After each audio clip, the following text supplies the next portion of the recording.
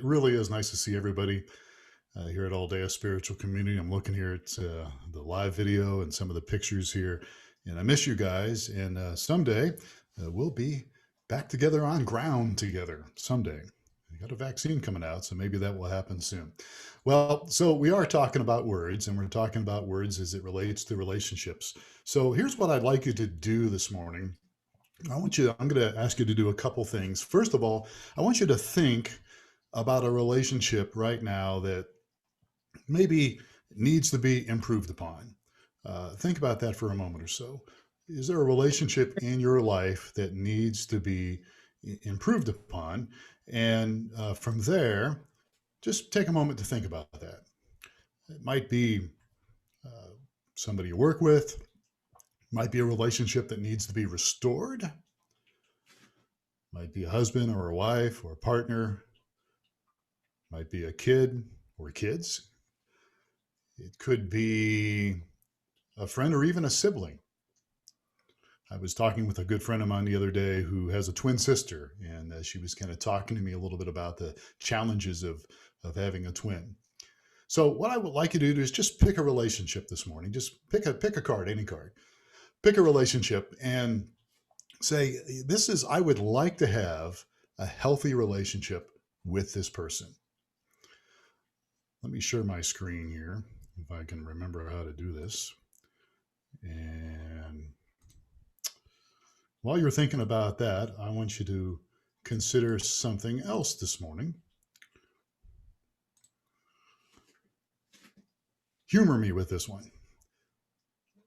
Now picture that relationship like a car. There, I said it. Picture that relationship like a car. Could be any kind of car that you want. As shiny as you want, as expensive as you want. Look, if you're thinking about a Chevy Vega right now, you've not gotten in the spirit of things. Okay. I had a friend that had a Chevy Vega, a real piece of junk. All right. The blocks would get hot and overheat and the car was toast. I think my wife had a Ford Pinto. So if you're thinking about one of those vehicles, that's not what we're talking about. Think about a car that you would like, any kind of car as expensive as you want.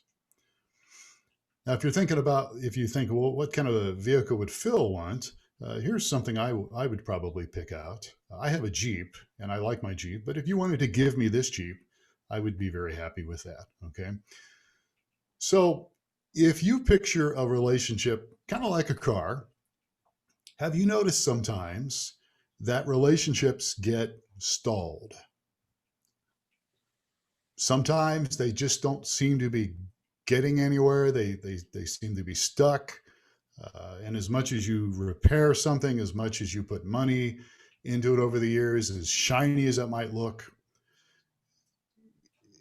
in the inside, it's stalled. It's not running. So the question comes to this. When that relationship gets stalled, how do you get it going again? Well, if it's a car, you've got to put the right kind of fuel in it, right? And by the way, have you ever put the wrong kind of fuel into something? It may not be with a car or something. It might be something else. But I'll tell you a little story very quickly here. When I got out of high school, actually, while I was in high school, I was working with a good friend of mine. His family owned this home heating oil business. And we had a gas station, and then we had these tank trucks, and this is rural Ohio. And so a lot of in the wintertime, a lot of the furnaces were fueled by kerosene. And so we had these trucks that would go out to different parts on the farms and different rural areas. And I was driving tank truck.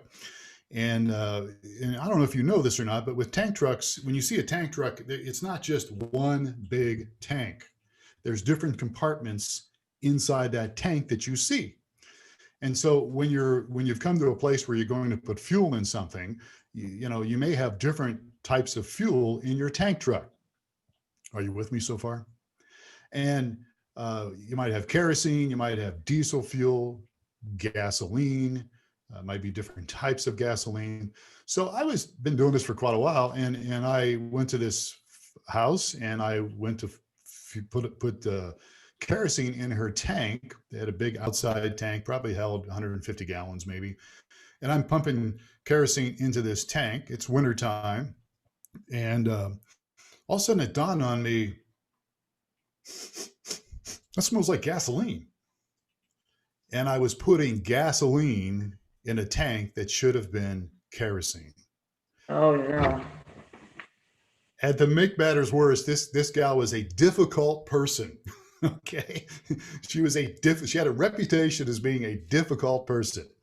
Won't say the B word. She was just a difficult person, and so I called home base and said, "Hey, I got a little problem here."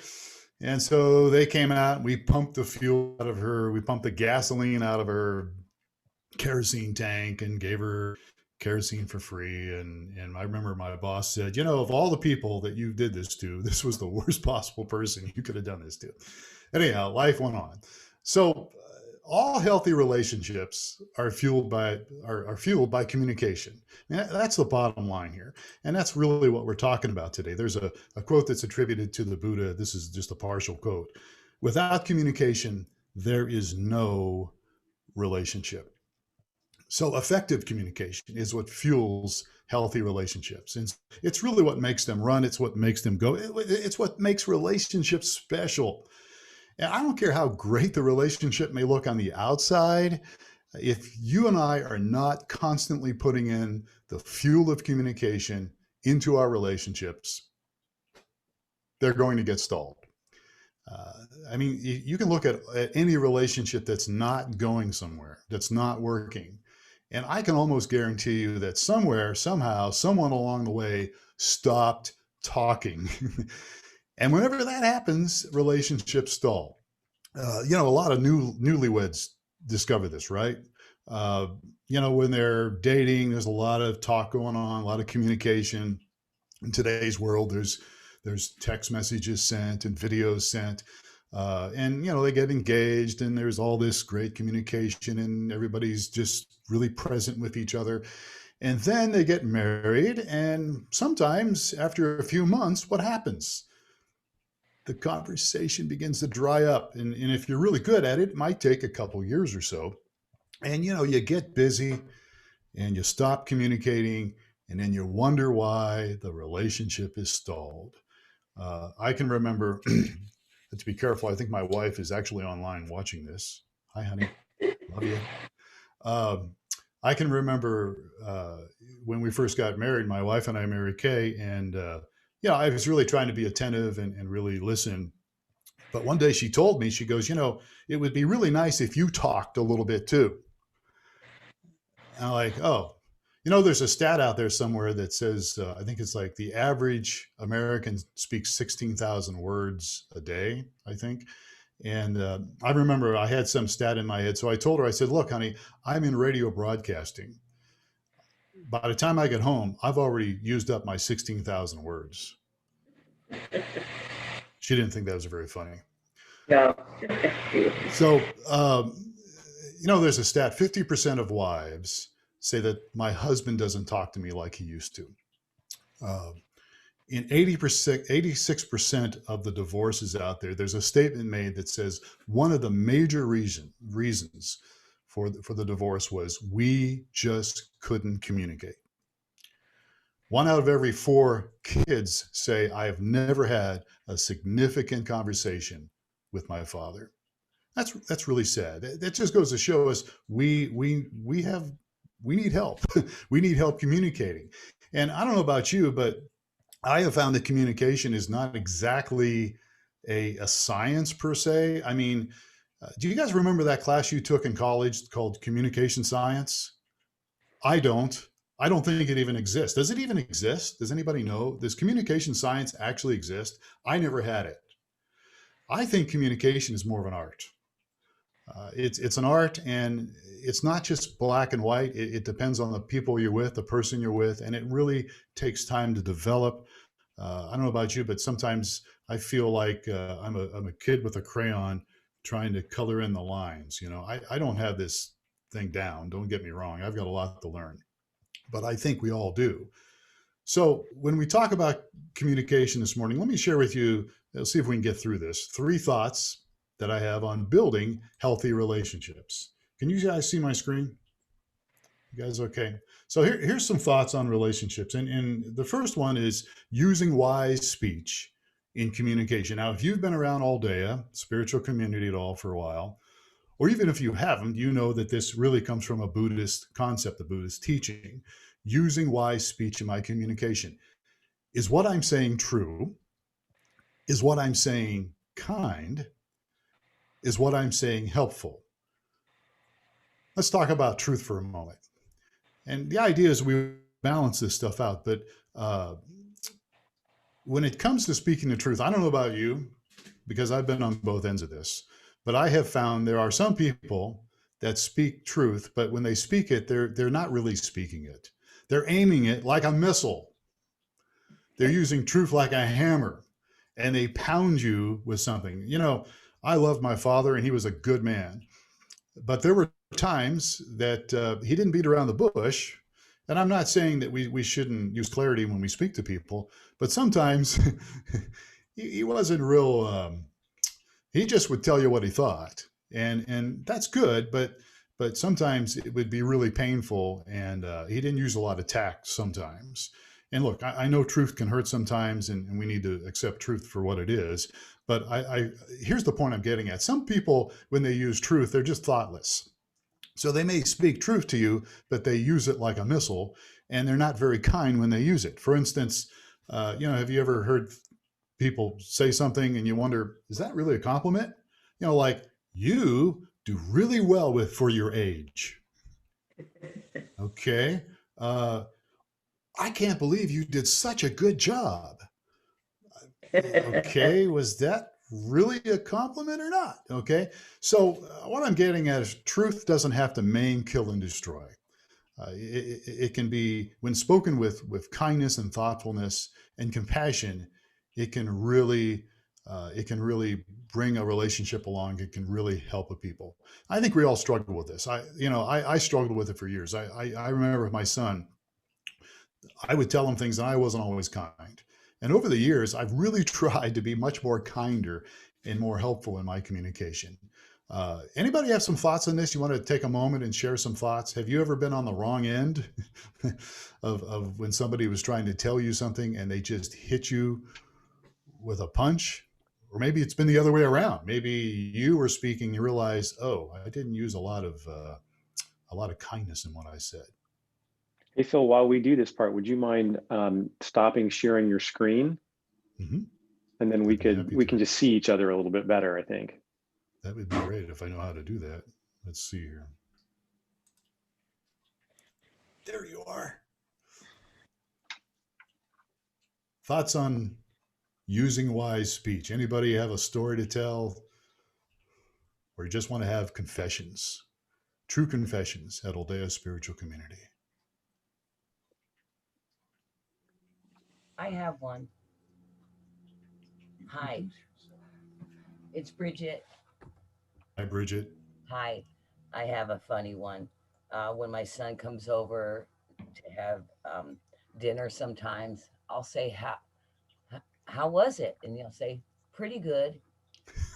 And I just look at him like, I said, you could just drop the pretty and just say good, and it would be so much better to hear it. Well, it was edible. Right. Pretty good. Any other thoughts before we move on here? Yeah, I can remember early in my career, like in my 20s, two people who were leaders in my life who humiliated me. And I've never forgotten those moments. Either it was the tone, in one, it was just the tone in which the person used with me. And in the other, it was in front of 100 people. And it really has stayed with me. And I think sometimes caused me to overreact in my life when I'm hearing things, because I associate it with these two leaders that I looked up to and really felt hurt by them. And also, I think another sting is realizing I've done the very same thing. I've done the very same thing, and that's a hard pill on both sides. It's a jagged little pill. I'll tell you an Aldea story, and she's here right now. I can remember when I first came on staff at Aldea, and we were almost ready to begin a, what we called a experience, starting things up. And I remember Sylvia Skinner. She came up to me like literally a minute before the service and said, "Hey Phil, can we make this announcement? I want to talk about something." And I remember I didn't handle it very well, and I'm sorry, Sylvia. But we're starting, and anybody who knows me knows that announcements are the bane of my existence, right? I mean, it's like, and I remember meeting with Dave right when he came on, and I remember this discussion over a time market about announcements. We got to do all these announcements. But anyhow, and I just didn't handle that well. And I remember, I'm sure I told her what we tried to do or what we were trying to accomplish, but I'm sure I hit you, Sylvia, with a big hammer with truth. I didn't have a lot of kindness, or did I have a lot of helpfulness in what I said? I'm I sorry. recall it as you're telling it, but I had forgotten. You're forgiven.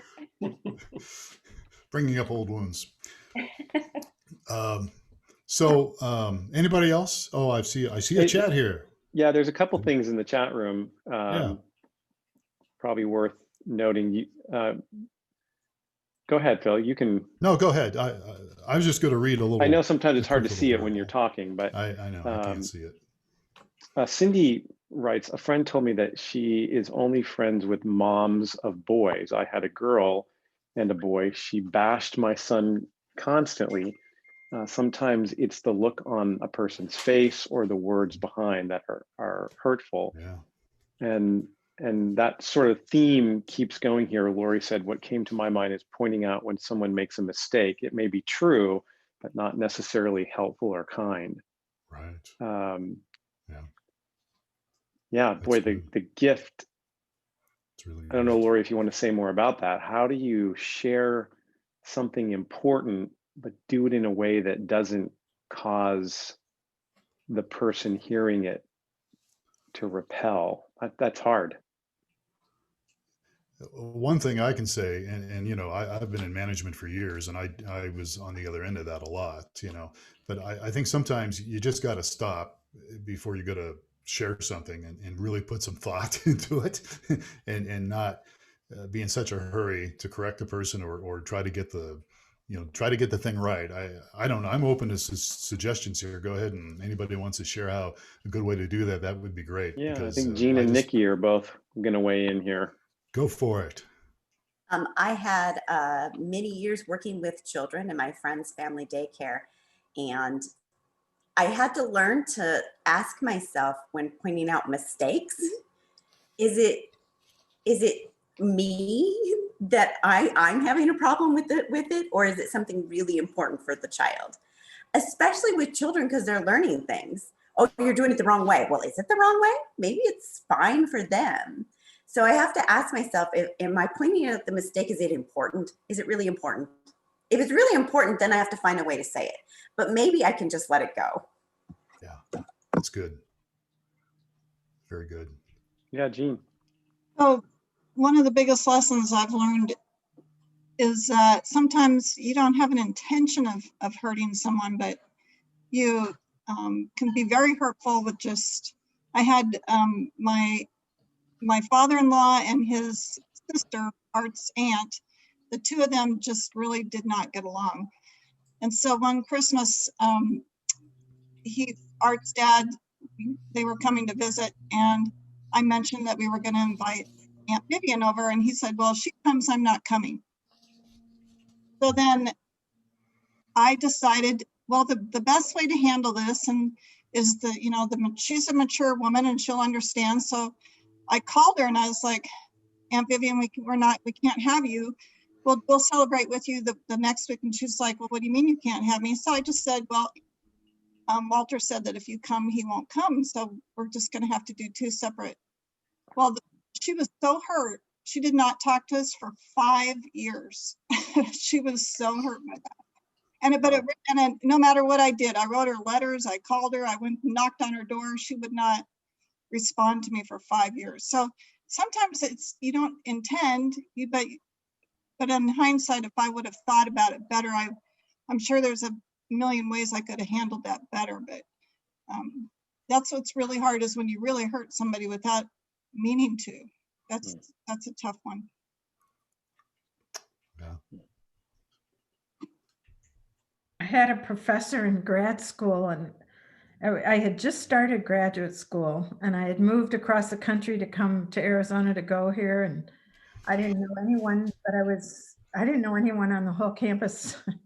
And so I'm sitting in, by then I knew some of the students, and I'd had some classes, but it was the first week. And at the end of the first week, we had to have a session where I was training to be a speech therapist. And so we had a conference with a coordinating professor to deal with our work in the clinic. And so it was the first time we were having this. So all the students, all of us that were in grad school were together in this room. And I come in and I'm sitting down with a friend, and, finally the professor comes in. It's a woman. She comes to the front, and she just looks directly at me and with a really stern face said, "Why are you in here?"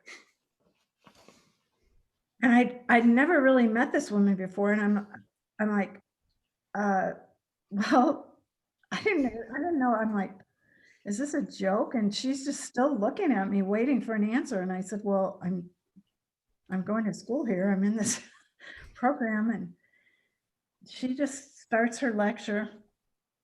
And 2 or 3 times within that first month of grad school, and I didn't have her for a class at that time, she would go past me in the hall and she'd be talking with other students and laughing or whatever. And then she'd say something similar to that to me. And I mean, I asked other people and they're like, yeah, I heard her say that. And I was like, has she got me confused with somebody else or what? I mean, I've never done anything to this woman. I don't even have her and it put me so off of having any kind of relationship with her for so long.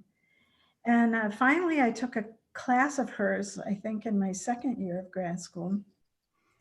And I did really, I was a good student. I did really well in her class and her comments were always great on my papers. But I still kind of kept my distance from her. And at the end of grad school, she was supervising my clinic work. And she was so kind and so supportive. And she wrote me this glowing recommendation. And I just, that last year, I sort of let myself get to know her. But that's how much, that was like 2 years plus of just kind of being separated from somebody just by a couple of comments. But it was very off-putting, and doesn't take a whole lot. Yeah. Wow. I had a music teacher in elementary school who hated me. She just hated me. I don't know why. She just didn't like me. And, so I didn't like her. And that was the end of my brilliant music career, just down the drain, see what happens. Yeah. I mean, Phil, Well, it really is sharing powerful. It's powerful when we think about how people have affected us. What's powerful is to turn that around and ask myself, how am I affecting other people? Yeah. I'm looking at the chat here, and I missed some of it there. Here's Nikki. I found it is helpful to remind myself that most of the time people's behavior is about them, not about us. And I think you're right, which brings me to my next point, unless somebody else wants to add something else to this. Let me share my screen if I can remember how to do it. I can't. Hold on a second, guys. So my next point, without sharing my screen, is compassionate words, using compassionate words in my own communication to myself. Let me just do that here. Where are we at here? Come on, guys. There we go. You guys see that okay? Mm-hmm. I apologize for the clunkiness here. Maybe I should have put this one first, but I have found that people's words are obviously very powerful. We just discussed that right now. But what they say to us, I think, is not nearly as powerful as the words we say to ourselves. And there was a quote from somebody, I don't know who did it, so maybe I should take credit for it. I won't take credit for it, but before you can bloom on the outside, you first need to grow the seeds from the inside. So here's my question to you this morning. What do you think about you? What do you think about you? What you and I think about ourselves affects how we talk, not only to ourselves, but about others. And I know you guys covered this a couple of weeks ago. I think you talked a little bit about your thought life, and that's just very powerful. But what do you think about you? Because what Nikki just said, I think, is very true, Nikki. I think it's when people treat us harmful, when they're mean to us, a lot of it has to do with what's going on in the inside of them. There's a quote attributed to Jesus in the New Testament that says, "Your souls aren't harmed by what you eat, but by what you think and say." And notice those words, think and say. What we think affects what we say. What I think affects what I say. And here's what I believe. I think that what I say also affects what I think. So I really think it's a cycle. What I think affects what I say affects what I think affects what I say. It's just, in my opinion, a really vicious cycle. I remember this story about this older guy, probably about my age now. I hate to say that, but it's true. And he was jogging on a high school football track, and the football players were playing in the middle. You know, they're doing their practice. They're doing their wind sprints. And so they're doing wind sprints, and he thought, as long as these kids are doing these wind sprints, I'm going to just keep on jogging. And so he keeps on jogging, and they keep on doing their wind sprints. Jogging, wind sprints. Jogging, wind sprints. Finally, he's just got to quit. He stopped. And when he stopped, they stopped. And a minute or two later, one of the kids walked up to him and said, "Man, I'm sure glad you stopped. The coach said, as long as that old man keeps running, we've got to keep running." I see some smiles. That's about it. So what I'm getting at is it's a vicious cycle. I think our thought life and what we speak goes round and round.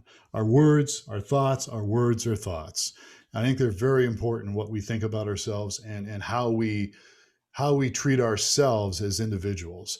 Health communication, at least for me, start what I think and how I feel about myself. That if I can begin to really be kinder to myself, be gentler to myself, it will make a difference not only in my own personal life, but also in how I treat people.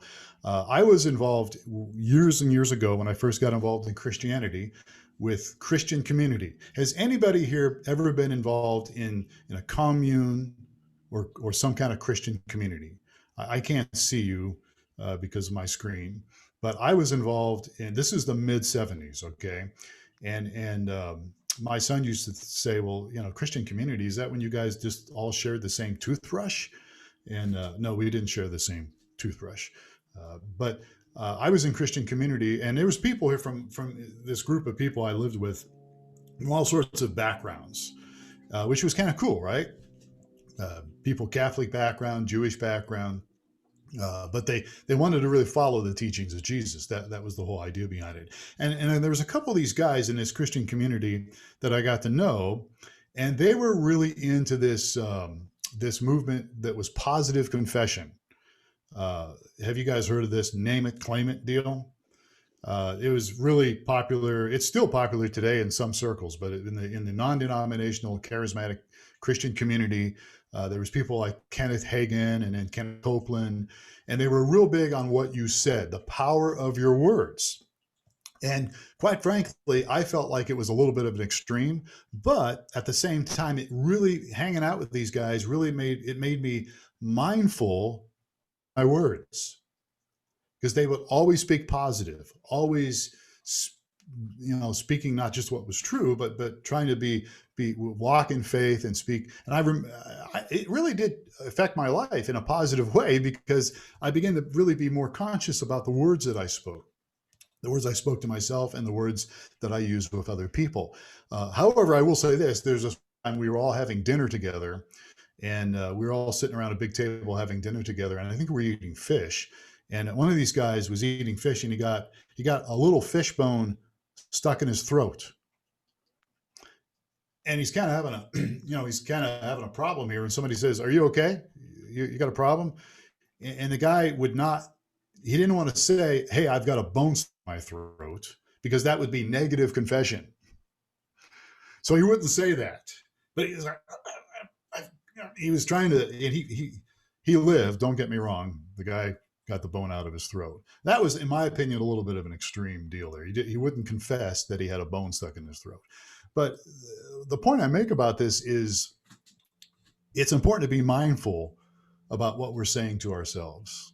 And when we practice self-compassion, it will lead to greater compassion to other people. I think it was the Dalai Lama that said, if you want others to be happy, practice compassion.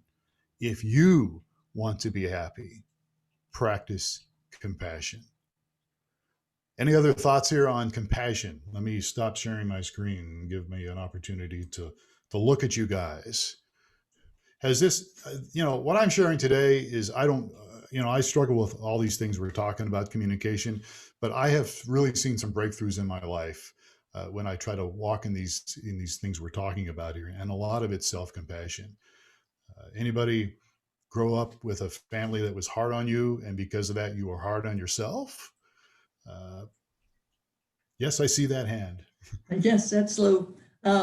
It wasn't my family, but all this discussion has brought to mind a long lost memory of when I was 18. I was shopping with my mother for a dress for college. In those days, in the 50s, you needed to have a black sheath dress. So we were in the store, and the sales lady brought out dresses and tried to come on, and she said, "Wow," she said, "you sure have big shoulders. You should have been a man." And that has stayed with me, forever. Only recently have I gotten over that, realized, oh, I don't look like a man, but when I think about how that's been, how I felt about myself for all those years, it's amazing. So thank you, Phil. So that kind of goes back to our first point about using words, but yes. but that left such an impression on you. Yes. Wow. Made my vision of myself was evident. I don't think correct that all those years. Yeah. No, you're not a man. Yeah. You don't look like a man. Anybody else?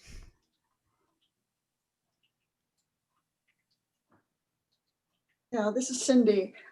My mother was emotionally abusive, and it made me I wasn't really, anytime that I spoke in an honest, truthful way, or gave my opinion, let me say this, anytime I gave my opinion, I was shut down for it. And it caused me to really close up in terms of communication. And, I've gotten a lot of therapy over the years for it, but it also made me very hard on myself, and which remains to this day. I've made lots of improvements, but I'm constantly double checking the next thing I say, and and all of that. It's tiring. It's very tiring to do that constantly. I hear you. Absolutely. Yeah. Raised by a perfectionist. Yep. Hi, That does it Phil. every time, doesn't it? Hi. I just wanted to follow up with what Cindy said. I think it's really hard to strike that balance between compassion for yourself, compassion for the other person, and being truthful. So where is that balance? Because if we don't say what we talked about mistakes, maybe it's not important to say, but if it's something that's important to say, how can we say it in a way that's compassionate for ourselves and for the other person? And part of the hard part is that we don't get to control how the other person reacts.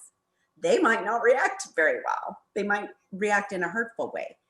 So how important is it, and how do we detach from what their response is? Because I'm not responsible for their response, and it's hard. It's really hard. I work with somebody who her reaction sometimes is to be really kind of yell and say what you did and you did wrong, and verbally yell and loud. And I learned with her, if I just am very quiet and listen, like I'm openly listening to her, let her say her whole piece, give a pause, and then just be very clear about what it was I heard her say that she needed, and what I could do to fix it. Then she usually would come back within the next hour to say, I know I was really kind of like hard on you. And we'd communicate again. She'd open up that lines of communication. But I had to not feel like it was my fault that she was yelling at me, like I was wrong or bad.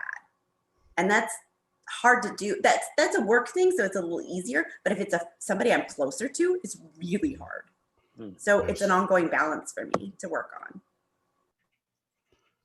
Yeah, I think that's the key. It's a balance. I mean, if anybody has some rightful insight on that, I'm all ears too, because it's definitely, again, I think it's an art. I think, working with people and living with people, communicating, it's an art. Yes, Deborah, you're there you go. That reminded me of, I have an absolutely wonderful relationship with my daughter-in-law that lives here in Tucson. And whether we're texting or talking on the phone or communicating by email, if there's something that she struggles with or has an issue with, she'll always come back to me and say, I need some clarity on what you said about yada yada, or I'm struggling with what you said yesterday when we were talking about da da da da. And she gives me the opportunity to hear that my words have perhaps offended her or felt off to her, so that we can talk about it and clear the air. And I think it's because we love each other so much that we want to keep things clean and clear. And it's just a beautiful practice that she exhibits all the time. And I want to do more of that myself, to say, if something doesn't feel right, rather than letting it begin to fester and lead to whatever, clean it up right away in a loving and intentional way. That's your intention, to keep things clear, clean, and loving. Absolutely. Absolutely. It kind of gets to my next point, but unless somebody else has something else to add, I'll wrap up here with my next point. Go ahead, Frank. You got your mute. It's obvious a number of people have reflected how words, perhaps cruel, have affected them years later. And I think there's also an example of a positive statement having the same effect, and especially at the right time. And I can remember, this is probably 40 years ago, I was meeting with a PhD research guy out at Xerox Research Center in Palo Alto. And we were discussing a system that I was going to try to design and build for him. And I made a suggestion, and he said, that's genius level thinking. And it just stuck with me. And I think it inspired me for other things in the future. But coming from a person who I held in very high reverence, it meant a lot to me. And certainly I've had my scars as well, but let's try to think of the positive ones. Absolutely. Absolutely. That's good, Frank. All right. So a couple minutes here. I'm just going to wrap up real quick and then I'll turn it over to Dave. Um, so this is really my third point, using our ears to communicate. We're talking about listening and asking questions. Look, let's just be honest. Listening for most of us may not be our natural preference. Most of us would rather be yammering on instead of listening. In fact, some experts say that we really only hear about 20% of what is being said to us. I don't know. That's pretty sad if that's the case. But listening helps both me and others. And it takes energy to listen. It takes all of us to listen. And people are dying out there to be heard. I mean, I was in pastoral ministry for years, and whenever somebody found out I was in ministry, they would it was just amazing to people just open up to me, hardly know me, but open up to me about issues that they were having in their life. People want to be heard. And for us, when it comes to communicating and using words, part of that is listening to them and also asking questions. But I think, there's a Chinese character that really kind of sums it up what it means to listen. And that is really to listen not only with our ears, but with our eyes, to really have our undivided attention, to really have our whole heart into what we're doing. It's so powerful, and it does take energy to do that. I think that's why a lot of us aren't very good listeners, because to really be present when somebody is talking and sharing something with them, to be really fully present does take some energy on our part. It's hard work, but it really involves all of me to listen. Carl Rogers, a psychologist, said this: nothing feels so good as being understood. Nothing feels so good as being understood. And then the questions are part of that. As you mentioned earlier, questions help us clarify, help us bring clarity in what's being said. Clarification is so important. In my main job, I do tech support for streaming video, and I answer questions all day long, and people come to me with problems on the phone or on chat or whatever, and I have to ask them questions to clarify what they're talking about, because they don't always know how to communicate or how to express it. And so I find myself asking lots of questions to try to get to the heart of the problem that they're having. I think it's the same way with people, with relationships. Sometimes there's a time to listen, and then there's a time as we're fully involved to ask questions so that we can clarify what's being said. So I'm going to just wrap it up here, but I'll just say this as we wrap up here. Are our words truthful, kind, and helpful? And I know we've heard this a lot. Guys, I need to hear this every week, probably every day. This question I need to ask myself: is what I'm saying truthful? Is what I'm saying kind? Is it helpful? And then, is my self-talk really encouraging, or is it distressing? And how can I improve my listening skills? Those are things I think we need to really ponder on this week and talk about. I really appreciate the opportunity to share some of this. I'm not anywhere perfect in this at all, as you know, as those of you who know me, but I'm really engaging and really trying to be a much better communicator in my relationships. Dave, back to you. Yeah. Hey, Phil, thank you so much. And thank you, everybody, for the conversation today and just the reminders of our words, how they matter, how to be more mindful. Really, really appreciate it. And thanks for all the Pinto stories. You didn't see those, Phil, but people really dialed into your car analogy and shared several wonderful Pinto stories you might want to look at in the chat room before you leave. I can't might see warm your heart. No pun intended. Actually, it was fiery with a Pinto, but no. Maybe sometime we can hear from Denise on her Pinto exploding. So we're delighted to have people in our community who are willing to have these kind of conversations and be vulnerable, as we started with today, and really learn and listen to each other. Just want to remind you, as we normally do here, that there are a few things coming in our time together. Let me see if I can just pull this up really quick so you can see it. I want to show you our website, just so you can see some of the, not only some of the things that are about to happen, but ways that you can kind of go deeper with what we talked about today. So let me see if I can get back here. I lost all of you. There you are. Okay, so if you go to our website, loveperiod.org, there are just two things I want to show you today. The first is if you go to the forums, and if you haven't registered, it's a pretty simple registration process. If you have any problems with it, let me know. But once you get there, you'll see this second forum, Words Matter. And if you go there, you'll see that we have up a reflection discussion guide that mirrors what Phil talked about today. You just click on that, and then you'll see the PDF here, and you can open it straight here. I'll just do it so you can see how it works. And there's the PDF with many of the things that Phil talked about today. I mean, this is something I want to meditate on, is this Chinese character. Holy smokes, Phil, that was good. And how to really bring my whole self to listening. So this is something you can use on your own. It's also something you could just grab a few people, whether they were here today or not, really doesn't matter. And you could use this as a small group discussion guide to take what we talked about today to another level, or just reflect on it in your own time, maybe do some journaling around it.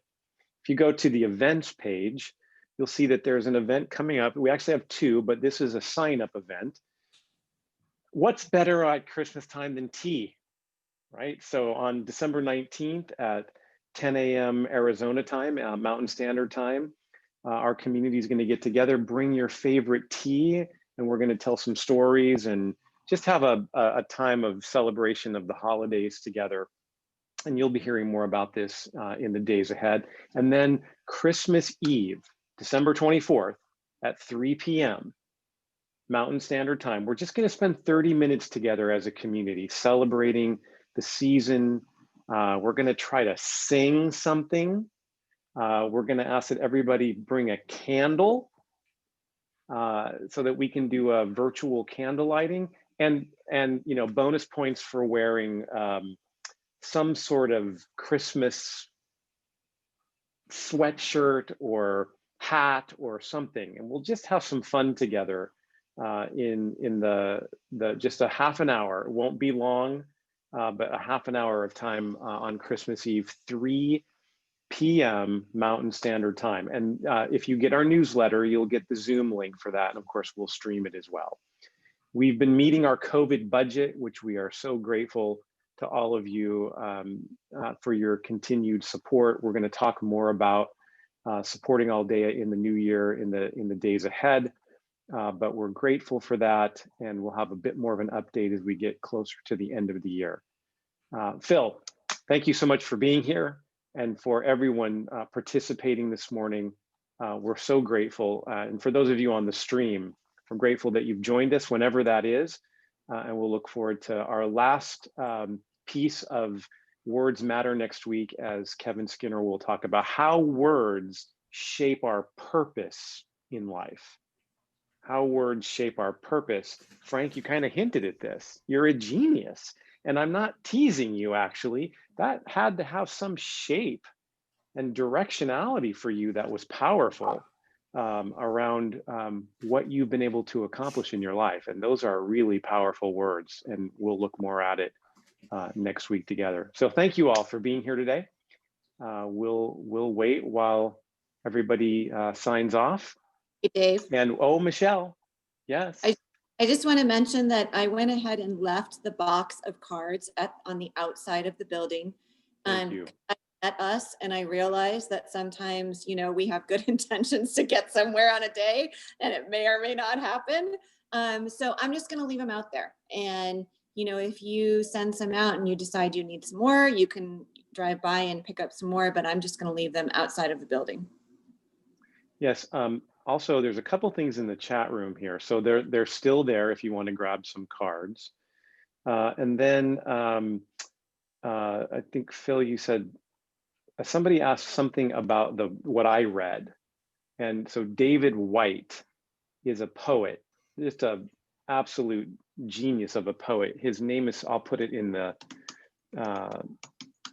chat room. It's Whyte, and that was from a book called Consolations.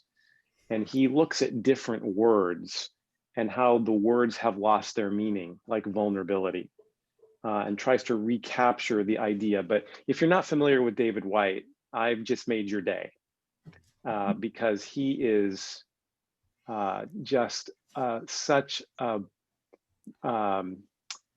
amazing contemplative writer that with his words just pulls you in immediately. He's a poet, but he's also written and speaks quite a bit on spirituality. So I would recommend him to you. I loved the line this morning, becoming a friend or generous with disappearance. And wow, how powerful of a line that is. Can I become a friend of the fact that all things are impermanent? And that can be a good thing, not a bad thing. So anyway, thank you all for being here. Go get those cards if you want. Don't talk to anybody or breathe on anybody in the parking lot. Dave, is the virtual card available somewhere? The virtual card will be put up this week. Okay. Yeah, we'll have it up, and then we'll get it in the newsletter as well. Okay. And then that can also be sent out. Dave, can you post that David Whyte piece that you read to the forum? I can. As soon as we are done here, I will put it in. Yeah, absolutely. Thank you. Thank you. You bet. You bet. And thanks, Phil. Great day. Great message. Thank you. It's a pleasure. It's a pleasure. Peace to all of you. Have a good rest of your day.